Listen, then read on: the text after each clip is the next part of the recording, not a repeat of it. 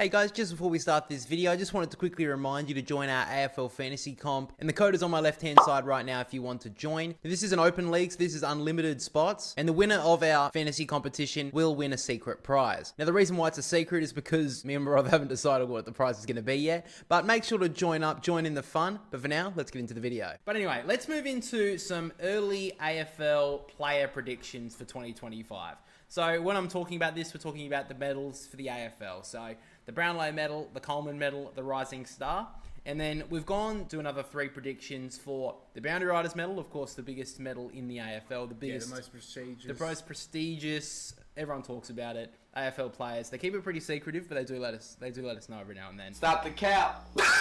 And then the best traded player, so a player who moved over the off-season. And then the first time All-Australian. So anyway, I'm going to go through my predictions first, and then we'll let you go through yours, and then we'll talk about it a little bit. So, my early predictions for 2025. The Boundary Riders medalist, I'm picking Nick Daicos. For the Brownlow Medal in 2025, I've gone Nick Daicos as well.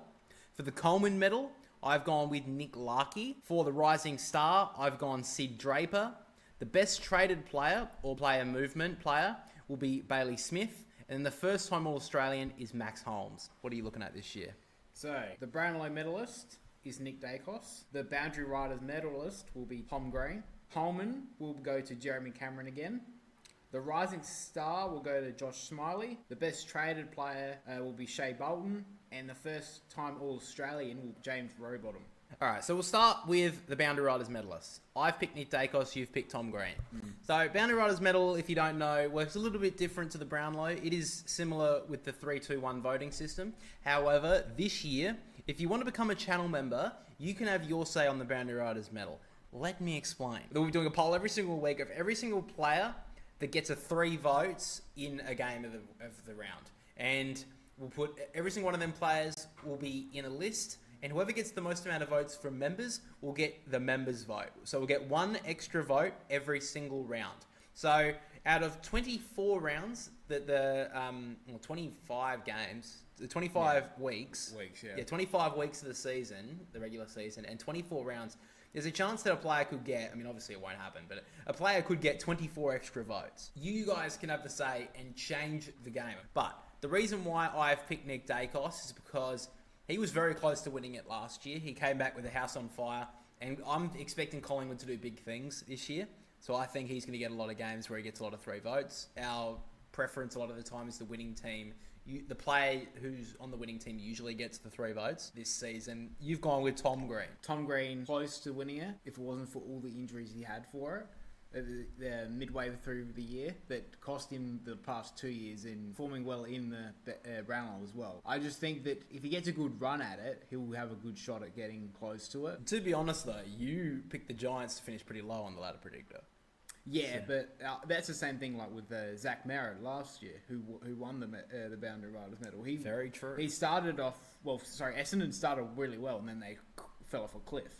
Yeah, Zach Merritt polled very early on. I think that it's the time for the Tom Green to step up. Even though he has really done that well, the injuries have stalled it. But I think if he gets a good run of 20 games, he'll be up there with the Brownlow medalist and the Boundary Riders. The more prestigious award, the Boundary Riders medal. Exactly. I agree with you. All right, so next is the Brownlow. We've both picked Nick Daicos. Now, I'm going to have I haven't talked to you about this, but I feel like we have a very similar thought to this. It's the fact that he got 38 Brownlow votes last year and still lost it. Yeah. I can't see them giving Patrick Cripps 45 again. And another year with Nick Daicos for the preseason, another year on Patrick Cripps.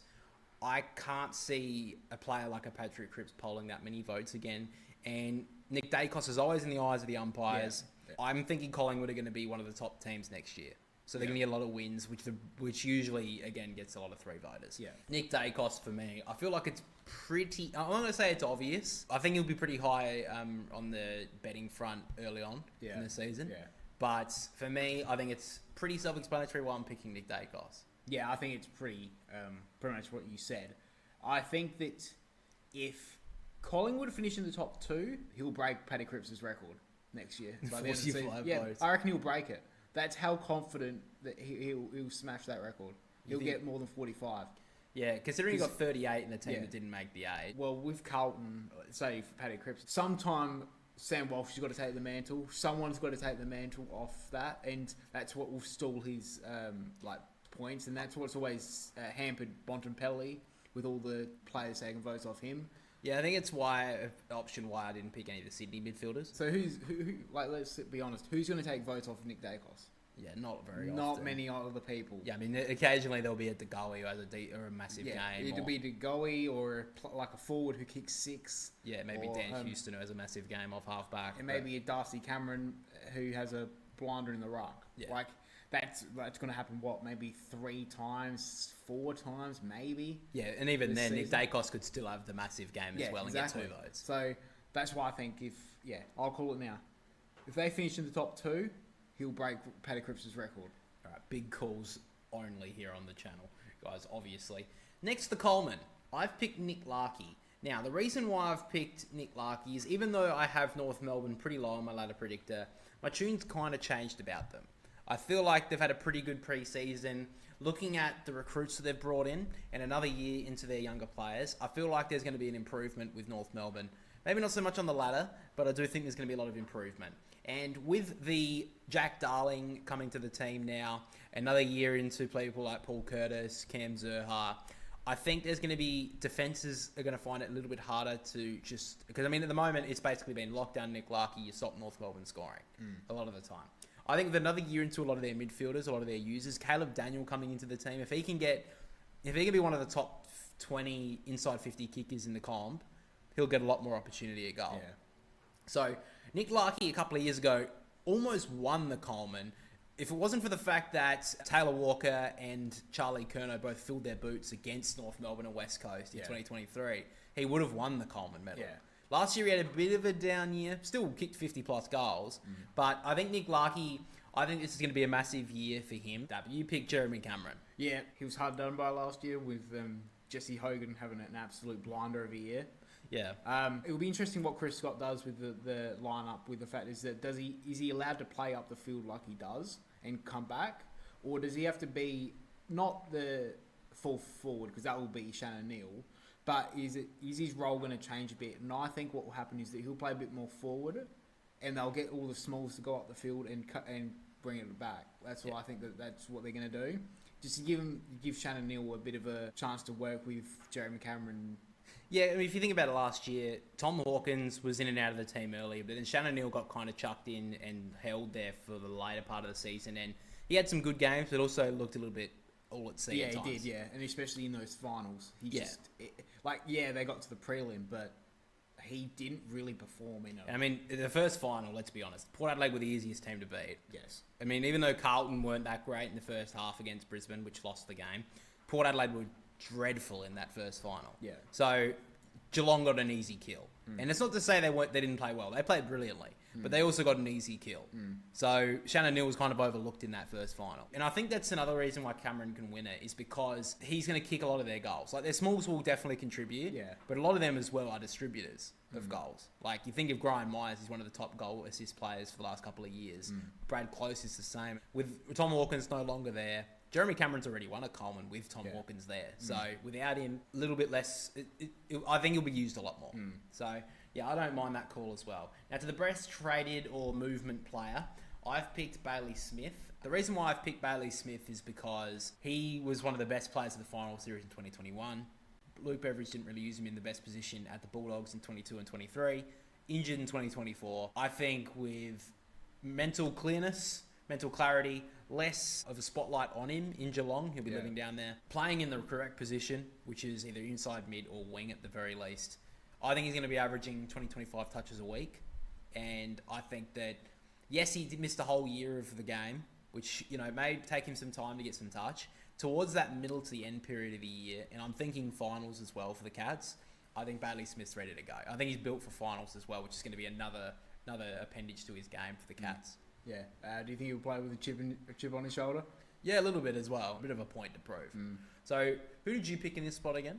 I picked Shea Bolton. I think he's back home. He's playing at Freo, who are in the window, and they've got a great midfield. They've got an up-and-coming forward line. He's made an All-Australian team for Richmond as well. So he's got that form. Yeah. At his best, he is one of the best players in the country. He could get 40 goals and average 15, 20 disposals a game. Well, if he's kicking 40 goals and averaging, 20 possessions a game, that's Fremantle in the eight. Yeah. I did think about Shea Bolton as well. I just think the inconsistency is the problem. I didn't think, that's what I was like, do I just go the easy one like you did and go with Bailey Smith?